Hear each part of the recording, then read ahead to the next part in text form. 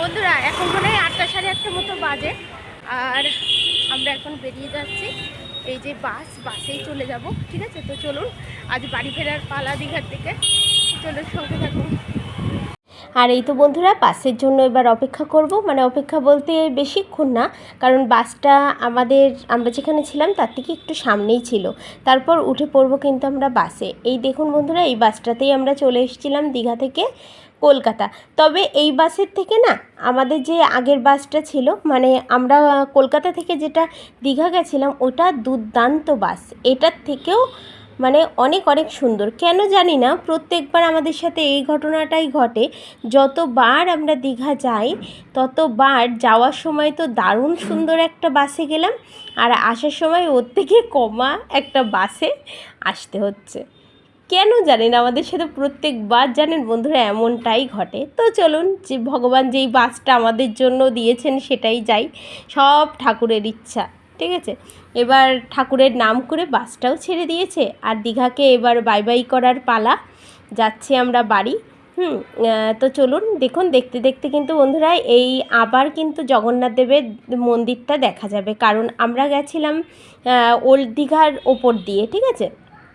তার জন্য নিউ দীঘা আর ওল্ড দীঘার মাঝখানে যেই স্পেসটা, সেখানেই কিন্তু হচ্ছে আপনার জগন্নাথ ধাম, ঠিক আছে? খুবই সুন্দর। আর বলছি, জয় জগন্নাথ, আবার আমাদেরকে তুমি টেনো, আবার যেন তোমাকে দর্শন করতে পারি আমরা। তো চলুন, খুব মনটা খারাপ লাগছে, কারণ আগের ব্লগেই বলেছি বন্ধুরা যে দীঘা আসতে আমার ভীষণ ভালো লাগে।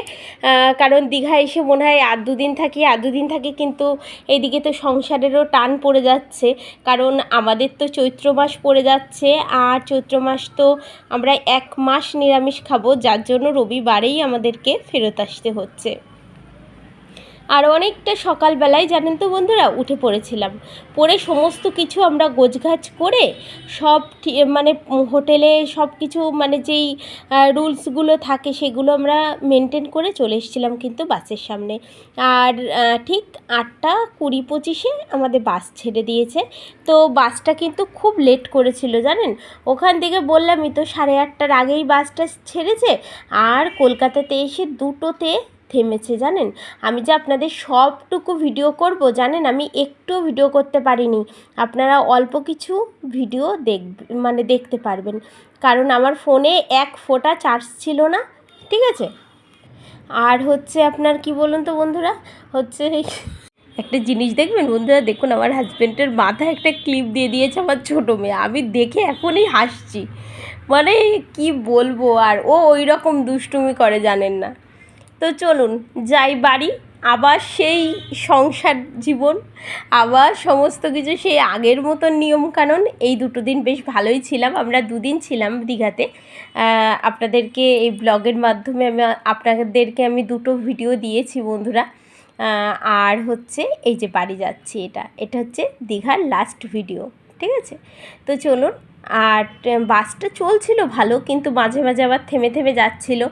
সেটাই তো আপনাদেরকে বললাম, যখন আমরা কলকাতা থেকে আসি দীঘাতে, কত সুন্দর। আর তারপর বন্ধুরা পরদিন সকাল তো সোমবার, চৈত্র মাসের প্রথম সোমবার, আর সেই পুজোটা তো কখনো মিস করা যাবে না। তো আমার হাজব্যান্ড পুজো করেছে, আর আমি কিন্তু লাইভ করেছিলাম। যদি লাইভটা দেখতে চান, আমার চ্যানেলে আছে, অবশ্যই দেখতে পারেন। এই দেখুন, আমার এই 1 মাসে তো সবজি খেতে হবে প্রচুর, ডালও খেতে হবে। আমার হাজব্যান্ড প্রচুর সবজি নিয়ে চলে এসছে, এক দিন এক রকম রান্না করব এজন্য। ওই যে চিচিঙ্গে নিয়ে এসছে, উচ্ছে নিয়ে এসছে, পটল নিয়ে এসছে, ঢ্যাঁড়স, আর হচ্ছে লেবু, বেগুন, তারপরে একটা লাউ নিয়ে এসছে, একটু লাল শাক নিয়ে এসছে, আর মুদিখানার মধ্যে হচ্ছে 3 রকম ডাল, ছোলার ডাল, অরলের ডাল, আর মুগ ডাল, আর নিয়ে এসছে হচ্ছে শুকনো লঙ্কা, আর নিয়ে এসছে 1 কেজি গোবিন্দভোগ চাল। তো বন্ধুরা, গোবিন্দভোগ চালটা না আমার অসময়ের সঙ্গী, মানে মাঝে মাঝে দুপুরবেলা ডাল দিয়ে ভাত টাত খেয়ে রাতে মনে হয় কি একটু ফেনা ভাত করে খাই, বা মেয়েরা মাঝে মাঝে পোলাও খেতে চাই, ভাবি একটু ওদের পোলাও করে দেবো। তো এইভাবেই এর জন্য নিরামিষের দিনকে আনা হয়। তো দেখুন বন্ধুরা কি রান্না করছি, অলরেডি কিন্তু সকাল সকাল ঘুম থেকে উঠে পড়েছি। আর আমরা যেহেতু হচ্ছে রবিবারের দিনকেই বাড়ি ফিরে এসেছি, তো আর আমি ভিডিও করতে পারিনি, বললামই তো মোবাইলের চার্জ একেবারে নষ্ট। তারপরে বাড়ি এসে ঠাকুর পুজো দিয়েছিলাম, সেদিন ছিল আবার একাদশী। তারপরে আপনার হচ্ছে এই দেখুন ঠাকুর ঘরটাও মুছে আবার গুছিয়ে নিয়েছি, একাদশী ছিল। তারপরে বন্ধুরা নিজেরা দুটো খাওয়া দাওয়া করে শুয়ে পড়েছিলাম। আমি তো ওইসব খাইনি, ওরা ভাত খেয়েছিল আর আমি হচ্ছে ফল টল খেয়েছিলাম, সবজি খেয়েছিলাম তরকারি করে, এইসব খেয়ে শুয়ে পড়েছিলাম। এর জন্য আর ভিডিও করিনি, তো সকাল থেকেই শুরু করলাম ভিডিওটা। বন্ধুরা দেখুন এই আলুটা হচ্ছে ইঁচড়ের জন্য কেটে নিয়েছি, ঠিক আছে। একটা ইঁচড় নিয়ে এসছে আমার হাজব্যান্ড, ভাবলাম দুদিন হয় হোক একবারে রান্না করে রেখে দিই। তো চলুন বন্ধুরা ছাদে আপনাদেরকে নিয়ে যাচ্ছি। দেখুন আমি কত জামা কাপড় কেচে দিয়েছি, প্রায় শুকিয়েও গেছে। তার মানে বুঝুন কত সকালে আমি ঘুম থেকে উঠেছি। আসলে আমার ঘাড়ের পরে যদি কাজ পড়ে থাকে না, আমার রাতেও ঠিক মতো ঘুম হয় না, মনে হয় কখন উঠবো ঘুম থেকে, উঠে আগে গোছাবো, ঠিক আছে। তো আমার সংসারে কিন্তু কেউ কৈফিয়ত মানে বলার কেউ নেই, আর আমার কাউকে কৈফিয়ত দেওয়ারও কেউ নেই যে আমি কখন কাজ করলাম, কখন করব কি করব না। কিন্তু আমার ওই যে গায়ে জ্বালা যে না আমার করতেই হবে। তো বন্ধুরা দেখুন আমি কি বলছিলাম আপনাদেরকে, ওখানে আমি মিউট করে দিয়েছি। প্রচণ্ড গাড়ির আওয়াজ, মানে আমাদের বাড়ির সামনে ওই গাড়ির মাল এসেছে আর সবাই চিল্লামিল্লি করছে, যার জন্য আপনারা আর আমার কথাবার্তা কিছুই শুনতে পারবেন না।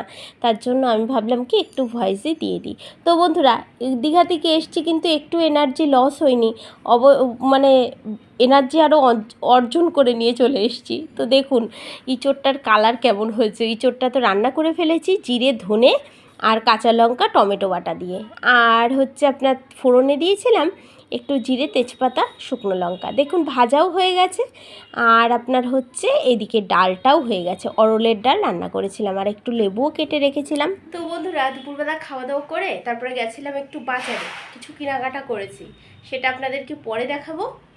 হচ্ছে সন্ধ্যা দিলাম, দুই মেয়েই পড়তে চলে গেছে। বড় মেয়ে পড়তে গেলেও কেবল 6:30 থেকে ওর পড়া ছিল, মানে একটু আগেই। আর ছোটো মেয়ে চলে গেছে হচ্ছে 5:30টার দিকে পড়া ছিল, ঠিক আছে। দাঁড়ান আমার হাজব্যান্ড ফোন করছে, একটু ফোনটা ধরে নিই। যেটা বলছিলাম বন্ধুরা, তো বেশ কিছু কেনাকাটা করলাম, তারপরে এই তো মেয়েরা পড়তে চলে গেল, ওদের আবার শুরু হয়ে গেল পড়াশুনো। আজ থেকে পড়াশুনো শুরু হলো, দুই বোনের পড়তে চলে গেল, আর আমি এর মধ্যে হচ্ছে পুজোটা করে নিয়েছি। আর করে হচ্ছে গোপালকে মানে প্রসাদ দিয়ে তারপরে কিছু জামা কাপড় রয়েছে সেগুলো হচ্ছে ভাঁজ করছি। তো চলুন আপনাদের সাথেও একটু শেয়ার করি। দেখুন বন্ধুরা যতগুলো জামাকাপড় আপনাদেরকে দেখালাম সেই সমস্ত জামাকাপড় কিন্তু বিকেলবেলা ছাদ থেকে তুলে নিয়ে চলে এসেছি। আর জানেন বন্ধুরা এই এত জামাকাপড় কাচার পর, ঘরবাড়ি পরিষ্কার পরিচ্ছন্ন করার পর আমার কিন্তু প্রচণ্ড গায়ে পায়ে ব্যথা হয়ে গেছিলো। আসলে অনেকখানি মানে সময় জার্নি করে এসেছি, এসে ঘর দুয়ার ঝাড় দিয়ে বিছানা চাদর টাদর ঝেড়ে আবার নতুন করে পেতে, তারপর স্নান করে পুজো দিয়েছি, আবার রান্না করেছি, আবার নিজের জন্য কিছু একটা করেছি তরকারি, সমস্ত কিছু খাওয়া দাওয়া করে ঘুমিয়েছি, আবার ভোর ভোর থাকতে উঠে গেছি। দুনিয়া জামা কাপড় কেচেছি বন্ধুরা, 4 বালতি জামা কাপড় কেচেছি জানেন। নিয়ে গেছিলাম আর কিছু বাড়িতে ছিল, তবে একটা খুব ভালো হয়েছে, আমি বেড়াতে যাওয়ার আগে না প্রচুর কাজ করে রেখে গেছিলাম বাড়িতে। আপনারা তো দেখতেই পেয়েছেন আমি বেড়াতে যাওয়ার আগে হচ্ছে ঘরবাড়ি ঝেড়েছিলাম, তো ঝেড়ে তো ছিলাম আর অন্যান্য কাজও কিন্তু করে রেখে গেছিলাম, তার জন্য বাড়িতে এসে আমার সেগুলো করতে হয়নি। যেগুলো নিয়ে গেছিলাম জামা কাপড় সেগুলো আর বিছানার চাদর টাদর এই আর কি। তো বন্ধুরা বেশ গুছিয়ে রেখে গেলে না মানে কষ্টটাও কম হয়, কিন্তু আমার না এই মানে কাচাকুচি করতে ঘরদোর ঝেড়ে পরিষ্কার করতে আমার একটু কষ্টই হয়ে গেছিলো। আসলে অনেকখানি জার্নি করে এসেছিলাম, তারপরেও খুব শক্তি অর্জন করেছি, কারণ অনেক দিন তো বাইরে যাওয়া হয় না, তো অনেক দিন পর বাইরে গেছি, বেশ ভালোই লাগলো, 2 দিন ঘুরে আসলাম। আর আমার হাজব্যান্ডও বলছে যে তুমি একটু রান্নাবান্নার থেকে মুক্তি পেলে, আমি বললাম হ্যাঁ। তো দেখুন বন্ধুরা সন্ধ্যাবেলা মেয়েরা খাচ্ছে ফুচকা, এই বলে ভিডিওটা এখানেই শেষ করছি। আবার দেখা হবে। আর ওই দেখুন গৌরব তরফদারের ব্লগ দেখছি আমরা, মানে পেট কথা দেখছিলাম। তো এখানেই ভিডিওটা শেষ করছি, আবার দেখা হচ্ছে নতুন একটি ভিডিওর সাথে।